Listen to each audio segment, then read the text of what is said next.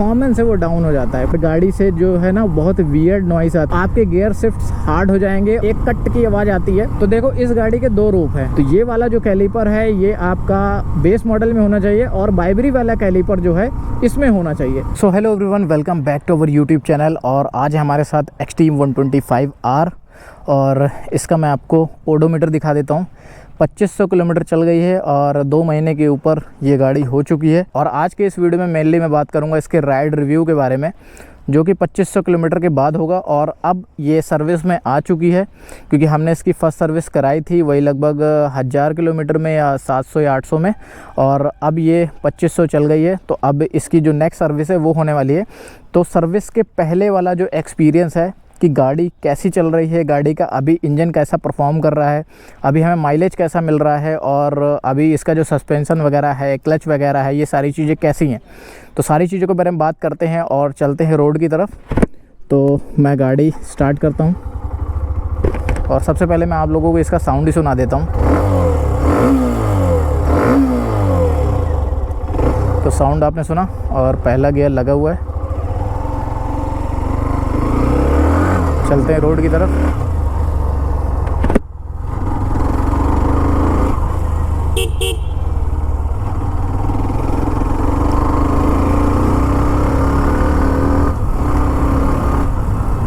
Okay, pickup वगैरह गाड़ी का अभी भी बढ़िया है, कोई दिक्कत नहीं है। मतलब इंजन के साइड से अभी मुझे कोई भी फॉल्ट अभी नज़र नहीं आ रहा है इतना चलाने के बाद। और डेली हम लोग चलाते रहते हैं तो डेली ऑब्जर्वेशन भी हमारे पास है, तो उसकी वजह से मैं आपको काफ़ी अच्छे से एक्सप्लेन कर सकता हूँ सारी चीज़ें। बट हाँ, जैसे जैसे ये हीरो का इंजन ऑयल पुराना हो जाता है ना, मतलब कि इसकी ज़्यादा लाइफ तो होती नहीं है, लेकिन जैसे जैसे ये पुराना होता है तो इसका जो है परफॉर्मेंस है वो डाउन हो जाता है कुल मिला के। ठीक है, उसमें ये पहले जैसे स्मूथनेस नहीं रह जाती है जो कि सर्विस कराने के बाद होती है, वो चीज़ है। ठीक है, तो कहने का मतलब ये है कि इसमें हमें ना फ्रिक्वेंटली इंजन ऑयल चेंज कराना पड़ेगा और समय से पहले भी कभी कभी कराना पड़ेगा। ठीक है, तभी आपकी गाड़ी अच्छा परफॉर्म करेगी, अदरवाइज़ आपको कुछ इश्यूज़ फेस करने पड़ेंगे। और दूसरी बात ये कि हमने लॉन्ग टर्म में अभी इसका जो और भी जो इशू के बारे में बात करें इंजन से रिलेटेड ही, तो वो है इसका इंजन वोकल साउंड। मतलब कि जैसे नॉर्मल इंजन साउंड करता है उससे थोड़ा ज़्यादा साउंड करने लगता है जब इसका इंजन ऑयल ख़राब हो जाता है या ऐसा कुछ। और जब हम इसको लॉन्ग ट्रिप में लेके जाते हैं, जैसे कि मान लो हमें लगभग 150 किलोमीटर लगातार चलानी है गाड़ी, 100 किलोमीटर या 150 किलोमीटर, तो इंजन का जो साउंड है वो डिफरेंट हो जाता है पूरा का पूरा। और गाड़ी से जो है ना बहुत वियर्ड नॉइस आती है, क्योंकि इसका जो इंजन ऑयल है उस टाइम पे बिल्कुल हीटअप हो चुका होता है, और हीटअप होने के बाद गाड़ी का जो है साउंड चेंज हो जाता है। वो नॉर्मल सी बात है किसी भी गाड़ी में हो। तो अब हम लोग ट्राई करेंगे कि नेक्स्ट टाइम से जब इंजन ऑयल हम लोग चेंज कराएंगे तो इसमें फुल्ली सिंथेटिक इंजन ऑयल डालेंगे, ताकि इसकी परफॉर्मेंस मेंटेन रहे ड्यूरिंग द लॉन्ग राइड्स। ठीक है, और तीसरे मेन इशूज़ के बारे में बात करें तो वो है, देखो इसका क्लच प्ले और गियर शिफ्टिंग। जैसे ही इस बाइक का इंजन ऑयल आपका पुराना होगा या चल चल के वो थोड़ा थिक हो जाएगा, तो आपके गियर शिफ्ट्स हार्ड हो जाएंगे। और जो क्लच का पुल है, जैसे कि ये क्लच है और मैं दबा रहा हूँ, तो ये भी बहुत ज़्यादा हार्ड हो जाता है। तो उससे होता क्या है कि आपकी शिफ्टिंग कंप्रोमाइज़ होती है, आपको लगता है कि गियर अटक बहुत रहे हैं, ये सारी चीज़ें हो रही हैं। तो वो सारी चीज़ें आपके साथ होंगी, तो इसका मतलब आप समझ जाना कि इंजन ऑयल के भाई लौड़े लग चुके हैं, तो आपको चेंज करा लेना है। ठीक है, तो इंजन ऑयल हीरो का भाई कुछ खास नहीं है, लेकिन बस यही है कि इसकी जो वारंटी है वो अवॉइड ना हो, इसकी वजह से हम करा लेते हैं, वही इंजन ऑयल डलवा लेते हैं। अदरवाइज़ देखा जाए तो उस क्वालिटी का इंजन ऑयल है नहीं भाई। ठीक है, टू बी ऑनेस्ट नहीं है। और दूसरी चीज़, ब्रेकिंग के बारे में बात करें तो ब्रेकिंग भाई टॉप नॉच है, कोई भी दिक्कत नहीं है ब्रेकिंग में। और ABS बहुत ही अच्छे से काम कर रहा है, और ABS में अभी भी कोई भी दिक्कत नहीं आई है। हाँ, कुछ इश्यूज़ के बारे में मैं बात करता हूँ, जैसे कि इसके फ्रंट सस्पेंशन है, तो फ्रंट सस्पेंशन से भाई आवाज़ आती है, एक कट की आवाज़ आती है। जब भी हम हार्श ब्रेकिंग करते हैं ना तो एक कट की आवाज़ आती है। और बहुत लोग ज्ञानी होंगे जो बताएंगे कि हैंडल स्टेम से आवाज़ आ रही है, तो ये इसकी आवाज़ नहीं है। इसको ऑलरेडी हमने चेक करवा लिया है और एडजस्ट भी करवा लिया है। ठीक है, इसके जो सस्पेंशन है ये फर्म साइड ज़्यादा है, यानी कि सॉफ्टर साइड पे ज़्यादा है। तो कहने का मतलब जो अंदर के इसके कंपोनेंट होते हैं, जो रॉड लगी होती है, जो स्प्रिंग होती है, तो जब इस बाइक में हम लोग एकदम पैनिक ब्रेक करते हैं तो ये आगे के जो सस्पेंशन है वो अंदर की तरफ घुस जाते हैं। तो जब अंदर की तरफ ये घुसते हैं और फिर ये डीकम्प्रेस होते हैं तो उससे एक आवाज़ निकलती है कट की, तो वो आवाज़ फ्रंट सस्पेंशन से आती है। तो कहने का मतलब सस्पेंशन जो है इसके थोड़ा से अपग्रेड करने लायक हैं, और थोड़ा सा अगर ये स्टिफ हो जाएं तो मज़े आ जाएंगे। इसके सस्पेंशन को स्टिफ करने का एक तरीका और है कि हम इसकी ऑयल कैपेसिटी बढ़ा दें थोड़ा थोड़ा, तो हो सकता है कि थोड़ा ये स्टिफर साइड की तरफ चले जाएं और थोड़े से हार्ड दबने लग जाएं, तो वो चीज़ है। बाकी जब हम लोग कराएंगे तब मैं आपको ज़रूर दिखाऊंगा, ठीक है। इसके अलावा राइडिंग कंफर्ट हमें बहुत अच्छा लगा, कोई दिक्कत नहीं है, और किसी भी तरह का अभी फॉल्स चीज़ें हमें नहीं दिखेगी, बटन्स नहीं काम कर रही है या ये सारी चीज़ें। और जो नेक्स्ट इशू है इस गाड़ी के साथ, वो मुझे लगता है ऑलमोस्ट हर एक हीरो की गाड़ी में है, वो है भाई बंद होने की समस्या, ठीक है। ये गाड़ियाँ जब भी आप मोड़ोगे या जब भी आप ट्रैफिक में रहोगे तो ये गाड़ियाँ ऑटोमेटिक ही बंद हो जाती हैं, पता नहीं क्यों बंद होती हैं। मैंने स्प्लेंडर भी चलाई है, स्प्लेंडर भी हमारे पास है, तो स्प्लेंडर भी फ्रीक्वेंट बंद होती रहती है। पता नहीं उसके फ्यूल इंजेक्शन में क्या इशू है भाई, क्या सीन है कि वो बंद होती रहती है, कभी कभी बंद होती है, कभी कभी नहीं बंद होती है। तो इनका कुछ समझ में नहीं आता है कि रीज़न क्या है बंद होने के गाड़ी का, ठीक है। और बाकी अभी की जो परफॉर्मेंस दे रही है गाड़ी 2500 किलोमीटर चलने के बाद, वो काफ़ी बढ़िया है, वाइब्रेशन वगैरह कुछ भी नहीं है। और जैसे ही इसको नया इंजन ऑयल मिलेगा ये और अच्छा परफॉर्म करने लग जाएगी, ठीक है।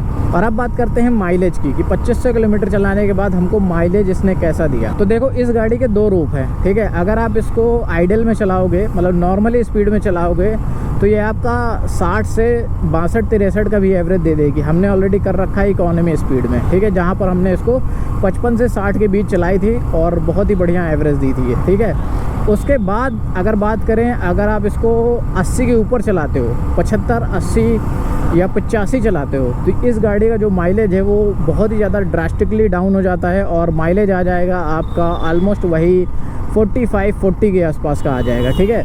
तो माइलेज बहुत ही ज़्यादा ड्रॉप हो जाता है जब आप इसको फास्ट चलाओगे, तो वो चीज़ है। तो दोनों ही कैटेगरी हैं, अगर आप फास्ट चलाते हो तो आपको माइलेज कम मिलेगा, और अगर आप स्लो चलाते हो तो आपको माइलेज अच्छा मिलेगा।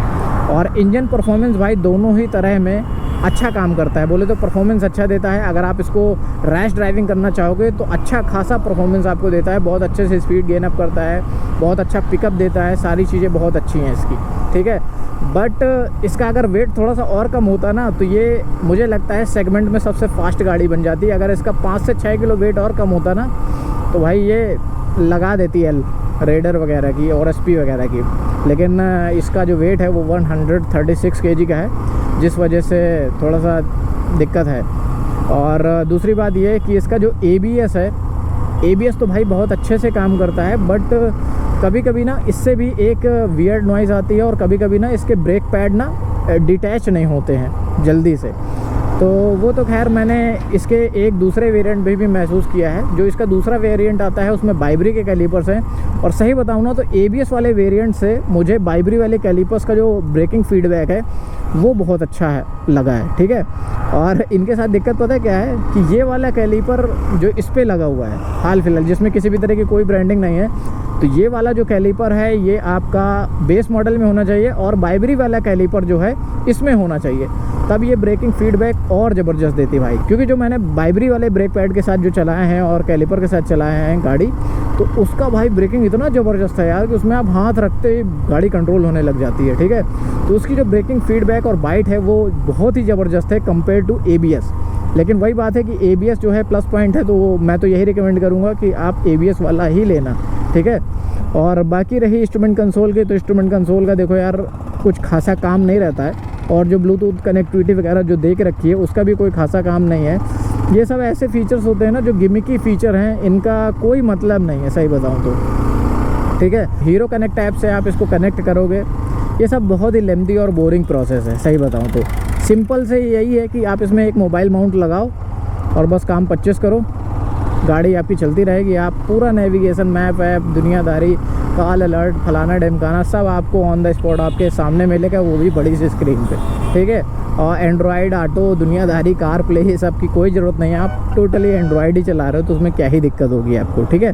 तो वो चीज़ है भाई। ये ट्रक वाला करना क्या चाह रहा है?